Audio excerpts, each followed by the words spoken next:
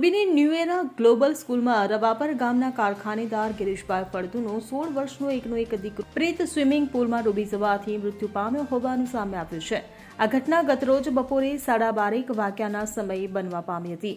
વીરપર ગામની સીમમાં આવેલી ન્યૂ એરા ગ્લોબલ સ્કૂલના સ્વિમિંગ પૂલમાં પ્રીત અન્ય વિદ્યાર્થીઓ સાથે તરી રહ્યો હતો ત્યારે સ્વિમિંગ ટીચરની હાજરી હોવા છતાં દુર્ઘટના બનવા પામી હતી। પ્રીતને તાત્કાલિક મોરબીના શનાળા રોડ પર આવેલી કૃષ્ણ હોસ્પિટલમાં લઈ જવામાં આવ્યો હતો, પરંતુ ફરજ પરના ડોક્ટરે તેને મૃત જાહેર કર્યો હતો।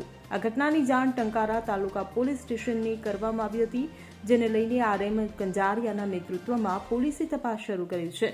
શાળાના સીસીટીવી ફૂટેજની તપાસ કરવામાં આવી રહી છે। ગિરીશભાઈને 2 સંતાનો હતા, એક મોટી દીકરી અને એક નાનો દીકરો પ્રીત। એકના એક દીકરાના અકાળ અવસાનથી ફળદુ પરિવાર પર આવ તૂટી પડ્યું છે। Bureau report CN24 news. હવે જુઓ દેશ દુનિયાની તમામ ખબરો તમારી આંગળીના ટેરવે।